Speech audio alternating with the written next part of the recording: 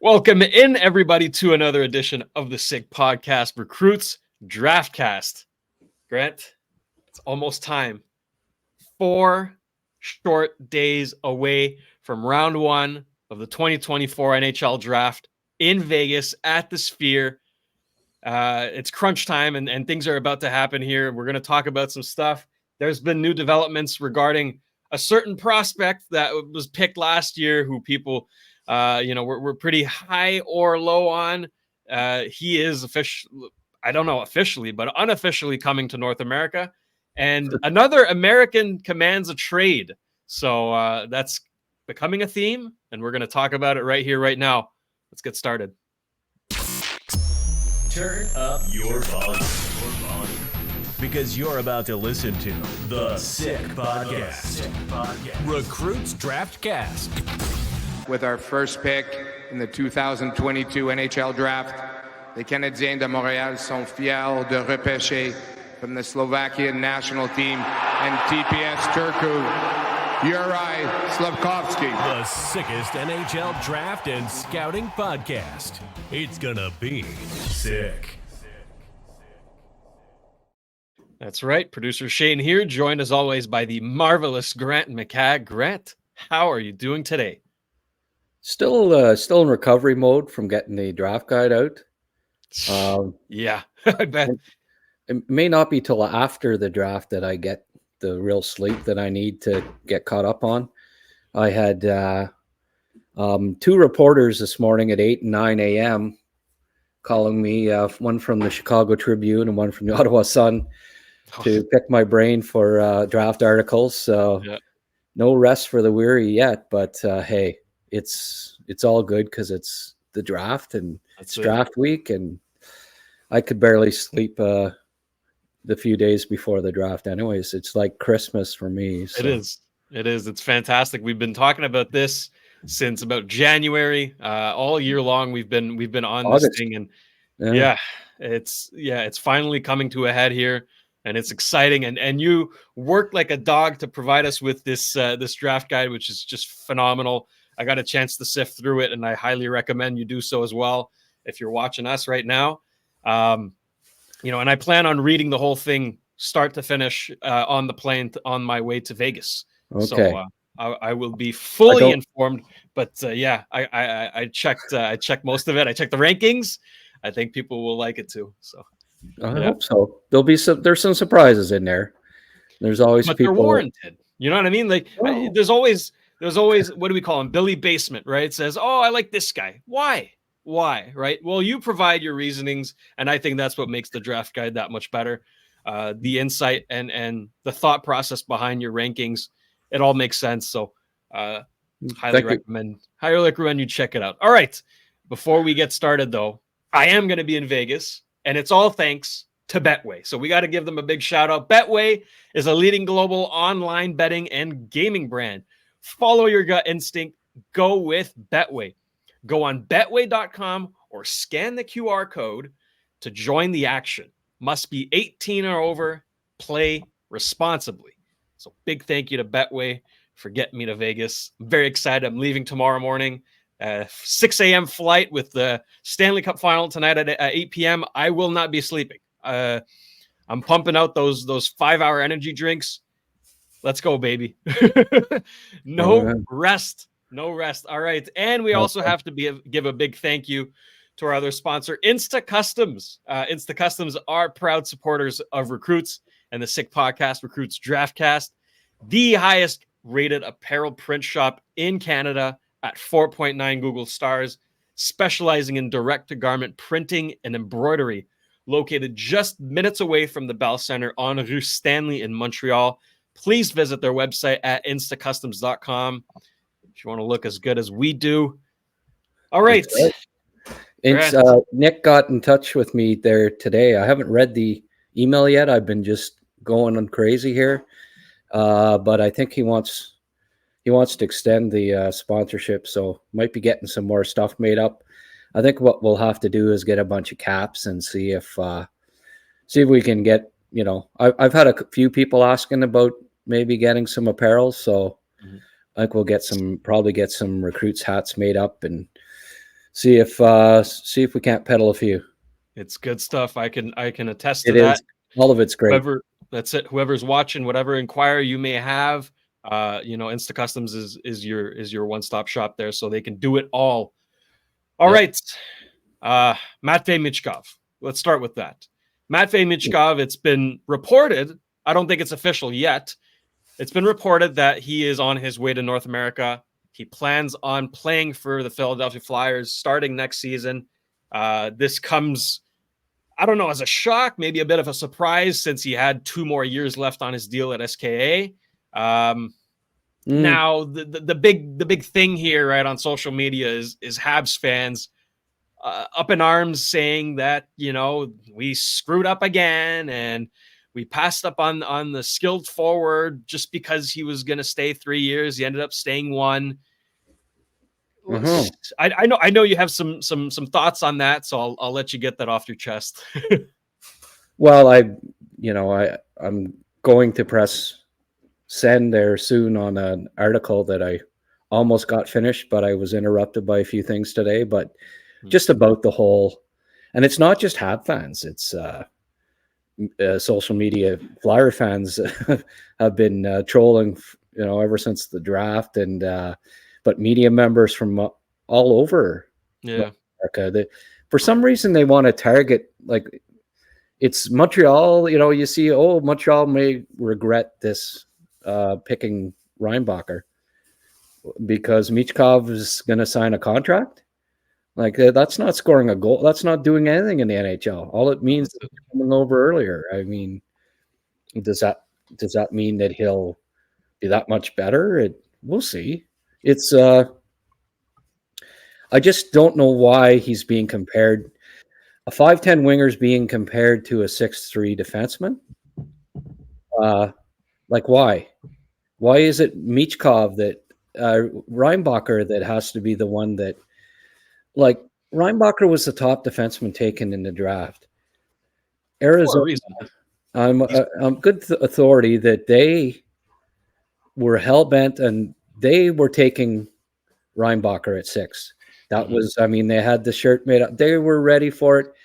And that was their guy, 100%. When Montreal took Reinbacher, they were scrambling. Like, they didn't really have a plan B, and they just panicked a bit, I heard, and took the next defenseman on their board when they probably could have moved back a few spots to get Simashev, because I don't think anyone else had him that high. No. It was their quick plan B type thing where they were but they shouldn't have been shocked, because the scouts told me at the time, and this scout reiterated to me the other day, that every time he went to see Reinbacher, the stands were full of scouts. Every team, especially the top 10 teams. Columbus, Trevor and whoever would go over to Europe, and they'd make a point of seeing this kid, So, even Columbus was considering taking him top 2 right up until the end, because they didn't know they were like bottom 2 most of the year. So he was under consideration from teams right from 2 right to, obviously Arizona's pick at 6. They loved him, and other teams too. Like, I think more NHL teams in the top 10 had Reinbacher higher than Michkov. There may not have been, even Philly. I don't know that they necessarily. I think they would have taken Michkov, or sorry, Reinbacher at 7 if he was there. So I just don't understand why Montreal is getting so much. They're focusing on Montreal as they'd regret it when, if any team, it'd be Arizona, because they took the second best. They didn't take the best defenseman in the draft. Montreal did. So why would Montreal regret taking Reinbacher more than Arizona would regret taking Simashev instead of him? But also, like I say, you're comparing how do you compare them fairly? Like, people are always going to cite stats. Well, no kidding. Michkov's going to get more points, more goals than Reinbacher in the NHL. Does that mean he's going to be better? There's a lot more to hockey than just scoring a goal or getting points, especially when you're a big all-around defensive defenseman. So how do you judge? How will we even judge in the future unless, if Reinbacher outscores Michkov, then yes, we can say that he was better, right? But if Michkov scores 40 or 30 more points than Reinbacher, but Reinbacher is a top pairing guy, he's a shutdown guy, he plays 25 minutes a game, he helps Montreal contend, and Michkov never becomes a solid two-way forward, but he's an opportunistic points getter. Does that mean Michkov, will we be able to declare in 10 years that Michkov's better? How are you ever going to even know? Like, it's just, unless he becomes like a superstar, learns how to play away from the puck, which he doesn't know how to do that well yet. And Reinbacher becomes like a second pairing, no points, struggles defensively, then fine. Then we'll be able to say in 10 years' time, not before neither has played a game in the NHL. That's it. Then you can say, oh, Montreal regrets taking Reinbacher ahead of Michkov. But I just don't understand why the focus is on Montreal with media and fans throughout North America. If let's say that Montreal takes Seneca 5th overall. Utah takes, the team right in front of Montreal, Columbus, takes Soleil, let's say. And Montreal takes Seneca or Iginla, okay? Is there anybody going to be saying a few years after, let's say Seneca has 100 points and is stars at the World Juniors, and Soleil, well, he plays in the KHL, but he doesn't get many points, and he's, doesn't have a sexy year. Is there going to be anybody on social media in 8 months' time saying, oh, Seneca signs and he makes the Canadiens in camp next year or whatever, in the summer, next summer, are they anybody going to be saying, geez, Columbus is going to regret taking Slyev instead of Seneca? Nobody will be saying that. But for some reason, the Canadiens, I think ever since Kotkaniemi, that one, it seems like they're the team to like always focus on, oh, they might have screwed up another one, right? But even though they made a great pick with Caulfield in the first round, they made a great pick with Gooley in the first round, made a great pick with Mailloux, the 30s first pick, they made a great pick with Schlaf. They made a great pick with Reinbacher, I think. But, and the other thing is, too, even if you do hearken back to the Kotkaniemi pick, it was a totally different management team. So why does it, there's no correlation there at all other than it being the Montreal Canadiens organization. I just don't understand why it's always Montreal's that's the focus of, oh, they should have taken Michkov. For all we know, he was one of the teams that, I don't know for sure one way or the other, but I've heard some scouts say that I think Michkov told the Canadiens that he didn't want to go there, didn't want them to draft him anyway. Now, I don't know that for sure, but he certainly told a lot of teams that. So there's just, if that is the case, then it's especially silly for it to be saying Montreal will regret not picking a guy that told him that he wouldn't, maybe he'd have stayed in Russia if they take him. So why would they regret? They don't regret it 1 minute. So I guess, that reveals most of what I wrote in my article. I guess people aren't going to have to subscribe that aren't already subscribed, but That Yeah. kind of, in a nutshell, kind of covers all the bases. But yeah, it just it's you get tired of seeing it. I think Michkov has trended in Canada probably 200 days out of the past 365 at least, and Reinbacher too. And it's always about that. Why did Montreal take, and then the last guy, the last the last prospect in the KHL at the same age to put up similar numbers, and he actually scored at a better goal pace, was Tolvanen. And I did a little Twitter search, went back to, and just typed in in the year that he was scoring in the KHL, typed in Tolvanen superstar. And, in between January and July of 2018. And up came articles and, he's going to be a guaranteed superstar in Nashville. And, And he got waived. Yeah, scored 25 goals with Nashville and got waived.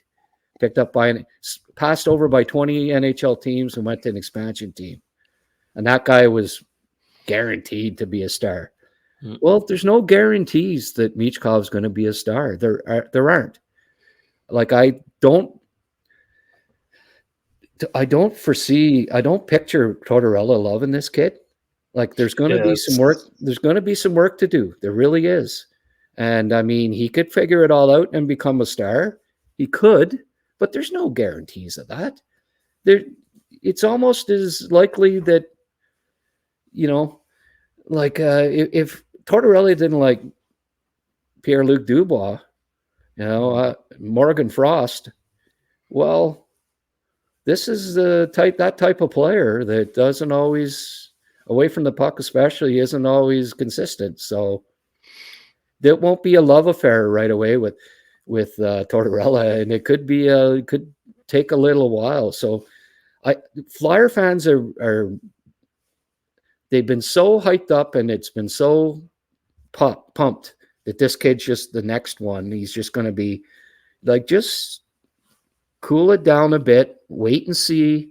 He may not, there may be an adjustment period there, and he may not be a star right away. Tolvanen is still trying to find his way. He's a 16-goal scorer that scored at the same pace as Michkov did at the same age. So we'll see. I just hate people always presuming that this kid's going to be a star before he's ever played a game in the league, and and that Reinbacher apparently won't be. Well, who knows? We'll see. No, I mean, this whole debate is just off for me, because neither guy has even played an NHL game. Yeah. Right. And this narrative that, Michkov is going to play before Reinbacher, he hasn't made the team yet. If he does, he's a forward. Yeah, that's it. And Reinbacher's already translated to North America. So he's here. He's not in Switzerland anymore. He's here. Yeah. Defensemen typically take a little longer, So, yeah. I mean, Michkov will listen. There's so much hype around him that even if he is crappy in camp, he's going to start the year in Philadelphia. I can guarantee it. There's just so much pressure on the organization. New GM, they make this pick that everyone's calling the next whatever superstar. He'll get every chance, and Tortorella will give him a longer leash than he normally does, because there'll be pressure on him too. Like, if he benches, the uproar there'll be if Michkov gets benched in the first month, it'll be just crazy. So he'll have to be careful with that, even though he doesn't like to have to do that. He likes to run the show the way he wants it run. It could be, it'll be an interesting evolution, the Tortorella and Michkov together. We'll see, but it might. I don't know that it'll run 100% smoothly. I'd be surprised. Yeah, there's a good chance. But anyways, for the sake of our sport, I do hope that Michkov, reaches his potential and gives us some good hockey. But this debate, I think had to be addressed because of how stupid it is, and people up in arms and crying that the Habs passed on Michkov. Yeah. He hasn't played yet. He hasn't even played. Yeah. Relax. I hope he struggles, to be honest with you. Oh boy. Okay. Well, I won't go there, but well, I mean, eventually make it or whatever. But I'd rather he score 10 goals than 50 next year. I'll tell you that, because it'd just be, I wouldn't even be able to go on Twitter. So. Yeah, he's not going to score 50. Let's be real. He's 19 years old. Like, but still, Tony said it. Tony said it a few times on his. I like this kid's going to score 50 goals. Okay, Tony. Yeah, you saw him play quite a bit. I bug him about that. Yeah, we'll see. I mean, I think he, best case scenario, probably 30 goals as a rookie, but he may not score more than 20. It's not an easy transition. The KHL is a watered down league right now. You look at the top 30 scorers, and there aren't, there's no future NHL guys other than Michkov and maybe another kid in there. It's a lot of guys that came over to North America failed and went back, and they're big scorers in the KHL. So it's not somebody scoring at a decent pace as a teenager does not guarantee that they're going to be NHL stars. So we'll see. It'll be fun. It'll be fun to watch. Yeah, that's certainly will. Now, when Michkov was drafted, right, this fear among teams was that he might be stuck in Russia. We don't know the political climate there. It's super wonky. We're not going to pretend that we understand it, but I think this sort of narrative has been kind of shut down now with him coming over. Demidov seems to be adamant about the fact that he wants to come over as soon as possible. And on the flip side, you got American players who hold the power, right? They can play out their college years and then sign as free agents. And we saw Cutter Gauthier command a trade out of Philly to the Anaheim Ducks. And now we see, according to reports, Rutger McGroarty, who would be commanding a trade out of Winnipeg. The story goes, apparently, that McGroarty was ready to make the jump at the end of this NCAA season, and Winnipeg did not want to sign him. They wanted to focus on the playoffs instead, and they didn't think he would be they would have a spot in the lineup for him, whatever the reasons may be, right? I'm just generalizing here, but apparently that pissed him off, and now McGroarty wants a new team.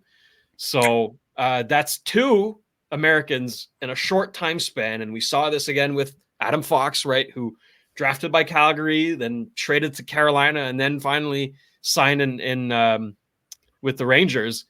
I mean, are American players more dangerous, more of a dangerous pick than Russians at this point?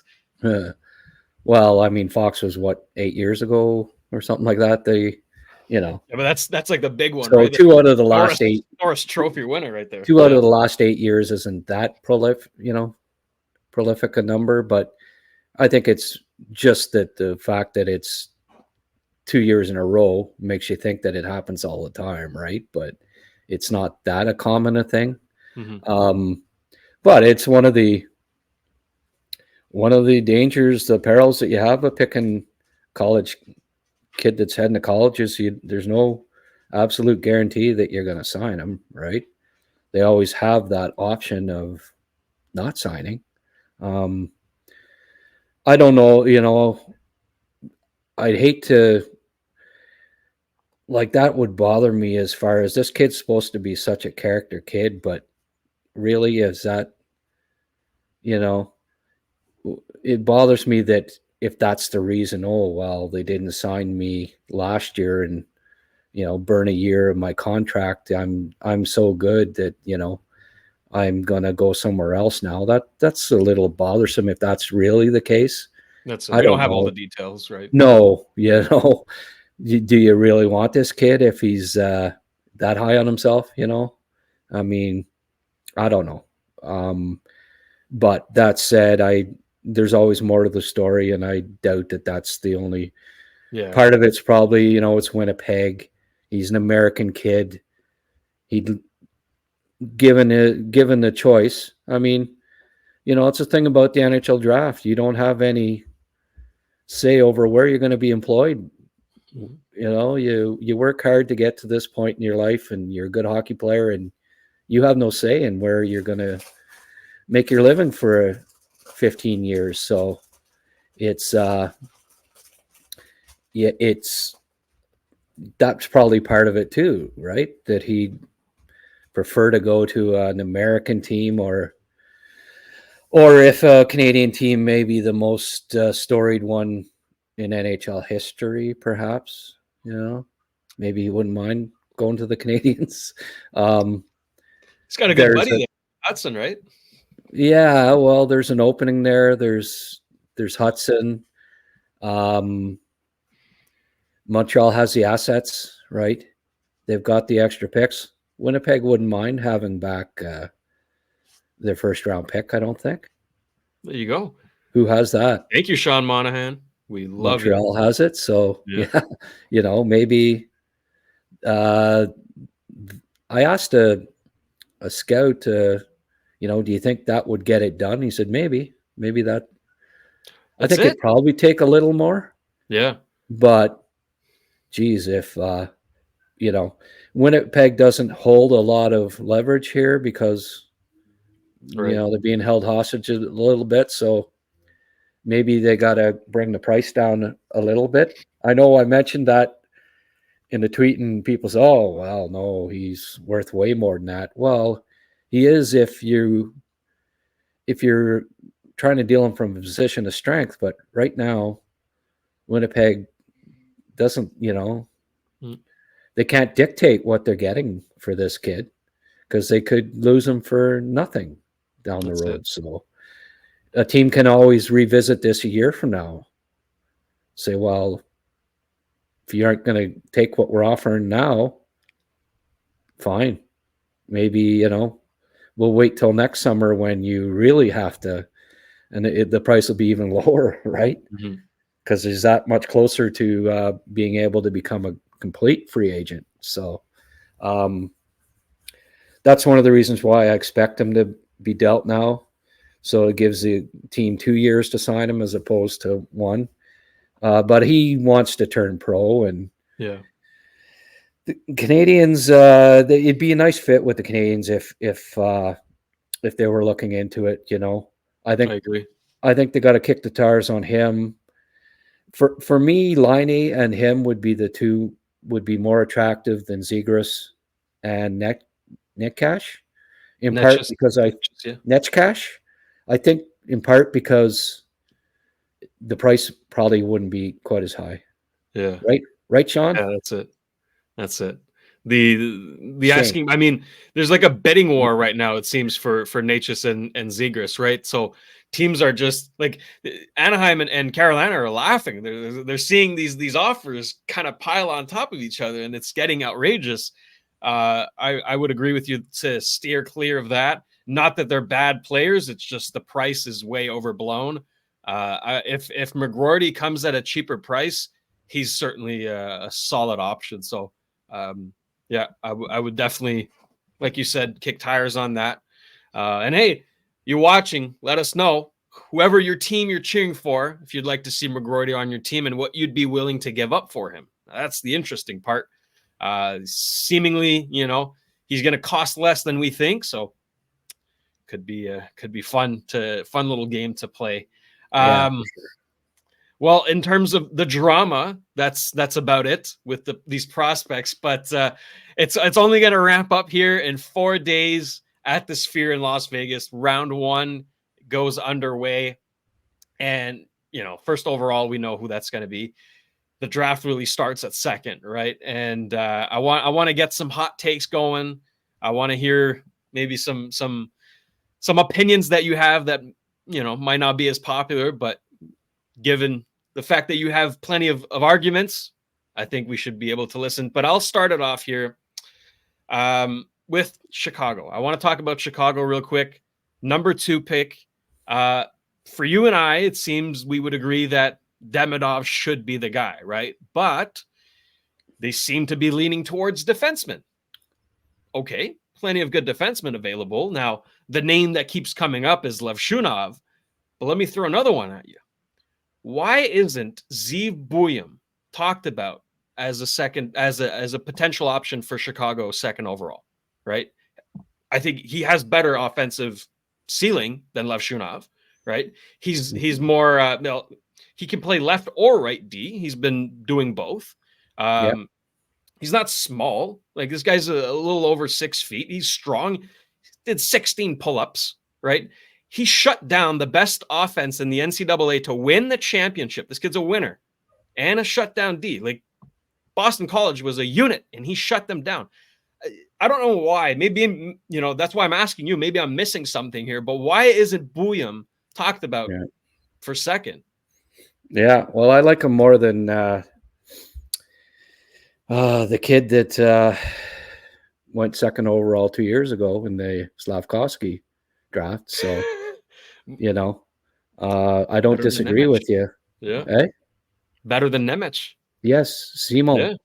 I think he's a better prospect than Simon Nemec was in his draft year. I'll let the cat out of the bag, but he's my top ranked defenseman. Mm-hmm. Chicago could use defense. There's no doubt about that. If it was me drafting for Chicago, it would probably come down to Demidov, Seneca, or this kid. Buium, those would be the three. So I can't disagree with you that I'd look at him more seriously at second overall than at Levshunov. And I can't argue with that. But I think there were some developments at the Kombinov there, as I called it, the Russian camp, where before the buzz was more that Levshunov was who they were targeting, and I think Demidov showing up there and being 6'1.5" not 5'11", and probably impressing with his English and all his interviews and saying that he's he wants to come over in a year, he's not going to sign another contract and all that stuff. I think that that he's only reinforced his draft stock, and that, as time goes on, they got to be looking at more and more video. 2 weeks ago, maybe Levshunov, okay, but 2 more weeks of watching video of Demidov, for me, would convince me that that's the guy to take. I'm convinced already. So yeah, so I think as the draft approaches, I can't see them passing on Demidov for Levshunov. I just think it's a mistake if they do. Yeah. So, and I don't often say that, but I really think that Demidov is going to be the better NHLer and help a team more than Levshunov. I really do. That's it. Well, I put a few dollars on Buium going second. So maybe go over to Betway. I think the odds are like plus 10,000. So put a few dollars, and hey, if it happens, you got more money to put in the casinos. Yeah. I know I'll be roaming around the casinos over there. So Buium at 2. I don't know. I've been ruminating over this for a few days now. It just makes sense that if they don't want a forward, they absolutely want a defenseman. I think he should be the guy for them. I think he'd fit perfectly. Run a power play with Bedard. That'd be electric. And he's reliable on all zones. So I don't know. Well, it just makes sense. Korchinski's, going to be a power play quarterback too. So do they really need 2? Maybe. In that sense, they picked him 7th overall, and he's an amazing power play guy. Mm-hmm. So, in that regard, maybe they think, well, we got to get somebody that's a little more defensive defenseman, but I don't think that's Lev Shunov's. So, I mean, for me, probably it'd be Saleyev that I think would be their best option. Yeah. If they went defenseman at 2 overall, like him and Korchinski might be a great top pairing because they complement each other really well, right? But that's it. Yeah, you Buim. Hey, I can't argue it. And the fact that he can play both sides is appealing too. Yeah. And his floor is really high because for him to play 29 minutes in the Frozen Four, shut down BC, you already know that he's at the most a year away from playing on your blue line, I think, especially Chicago's blue line. Like he could probably play on it next year. So he's safe. So yeah, I don't. If it's 10,000 or whatever, so what? If you bet $20, what do you win? Well, if you bet 100 at plus 10,000 odds, you win $10,000. So pretty interesting. I don't know if the odds changed or not, but I know I put in a few bucks with those odds. Okay. Just for fun, if it does pan out. Yeah, well, hey, come to Papa. Let's go. Those are good odds. Yeah. Well, that was my sort of hot take for today. And Grant, you got a few in your draft guide. I'm gonna ask you to reveal them all, but if you want to tease maybe a hot take for people to give them a taste of that guide, maybe they'll go check out the whole thing. A hot take, like a guy I have ranked surprising spot, maybe, or what? Yeah. Well, my 7th ranked defenseman is Solberg in Norway. So after the big 6 there that everybody kind of thinks they're going to go first. But he's been rising. He's been rising on a lot of lists. I love that guy. I love him. Oh, yeah. I mean, that he's been he hath risen on my list a month ago. So, he's been in my top 15 for over a month. And okay, top 15, nice. He ended up there. So that's one. I mean, Surin's the other guy too, obviously. Those are the 2 guys that I've loved for months, and I've thought that they were underrated on any public list that you saw. You'll see, I think you'll see on Bob's final list that's coming up.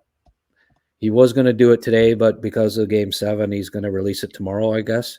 But you'll see those 2, I'm sure, are up higher, and Seneca for sure. I'm going to be interested to see what his final poll was, but he's got to be in his top 10 somewhere now, surely. And I wouldn't be surprised if it's top 7. We'll see, though. That's it. No, I've seen quotes from, I think it was a Western team, management person, whatever, saying that Seneca has some of the highest offensive potential in this draft. So I think people are catching on, right? You were one of the first to bring him about the conversation of being, potentially a top 5 guy. And now I think more and more people are warming up to that idea and kind of agree with you there. So props to you for that. Tomorrow's a big day. Bob McKenzie, the Bob father, Bobby Margarita, releases his final rankings, which should give us a better idea. So go on Betway and go place your bets before, because those odds will be affected by the list. I'll tell you now. That is a very reliable list, so it always changes whenever Bobby's list comes out. Oh, Recruits list is pretty reliable too. I would recommend that you if you're following the draft, you should get Recruits Draft Guide. Absolutely. Well, Grant, this is the last time we'll be speaking before I leave from Vegas. But when I am in Vegas, we'll talk again for sure before the draft. Do at least one more show, maybe more. We'll see how we can do it. We'll try to get some guests too, maybe. I know I'll be. I'll try to get some players perhaps, but you can stay tuned. Follow us on X at SickPod NHL Draft. Follow me on X at Producer Shane. I'll try to post as much content from there as I can. Make this a worthwhile trip. It's going to be fun, that's for sure. But we're going there to work, right? It's business only in Vegas. Yeah. All right. Well, that'll do it for us this week. We thank you all for tuning in as always. The draft is in 4 days. So we strongly encourage you to subscribe if you haven't already. Turn on the notification bell to get an alert whenever we upload a new show. Also, don't forget to go on recruits.ca to access the Recruits 2024 draft guide. All you have to do is click on that picture right there. Okay, you see the cover, click on it, and you'll be able to subscribe. $14.99. Grant is giving us a sweet deal on this, and trust me, it's worth it. I've looked at it. It is fantastic. So you'll get to learn all you need to know about this exciting draft class and then some. So for Grant McCagg, you got some more? I'm extending that, and the draft pool there. You forgot about that. I'm doing a draft pool, Recruits 2024 NHL draft pool. Now you can win a Recruits hat, a Recruits sweatshirt, and a minimum of $200 first prize, and it's only a $5 entry fee. So you go to the link that's at the bottom there. I've been putting it up on my X account. I still call it Twitter because I don't know, old school, I guess. But I liked it pre-Musk, but we won't continue on that. So now for every 50 new entries over 100 entries, so if we get 150 entries, the first prize will be $400. If we get 200 entries, the first prize will be $600. So the more people that participate, the higher the prize money. So get your entries in there. I think a lot of people are waiting for the exact final listing before they put it in, because they still don't know if it's going to be Philly or who's the other? Is it Anaheim? That's the other pick that's picks last, right? So they're still waiting a bit, but the cool thing too about this is you're going to have bragging rights. There's so many people that always tell me, hey, this is how the draft's going to go. Well, put your money where your mouth is. $5. Give us try to predict how that first round's going to go. We've got all the names listed there. It's easy to do. And if you have the best list, and how we determine it is the most guys that are in exact order of where, like the fourth ranked guy, if you've got it as Lindstrom, that counts as one, right? So the exact order, and then if it's a tie, then we go with the guy that had the most guys in the first round. So if they had 28 out of 32, right? Then that's the tiebreaker, and then there's another one after that. But it never gets to that point. There'll be somebody that has the best list, and they'll win it, the prize by themselves. And more exciting than anything, Sean. I'm going to call you Sean. I called you earlier. I was waiting for you. You're like my elementary school teachers. They kept screwing up my name. I did it on purpose earlier, but that time I didn't. Anyways, they're gonna get to come on with us and have a little chat. We'll invite the winner on. They can boast about winning the pool. Maybe ask us a few draft questions if they like. A few minutes on a future podcast would be kind of cool, right? So that's it. But it's fun. It's for fun. It's not a huge amount, but I committed to $200, so it's slow start to the entries coming in, and I hope it picks up, because I don't want to be paying money out of my pocket here. No. So you heard the man. Go on recruits.ca. Go do the mock draft. You might win some money, and you might get a chance to talk with us. If you feeling confident on how this draft will go down, it's definitely worth doing. And get a sweatshirt, not just a t-shirt, a sweatshirt. Swag. That's right. Yeah. That's right. Look good like us. And don't forget the draft guide as well. Lots of good stuff happening on Recruits. And on the Recruits Draftcast right here. So for Grant McCagg, I am producer Shane. This has been another edition of the Sick Podcast, Recruits Draftcast. We'll see you in the next one. Take care. And that's a wrap. Hope you don't miss us too much until next time. Follow the Sick Podcast, Recruits Draftcast on YouTube, Facebook, Google Play, and Apple Podcasts.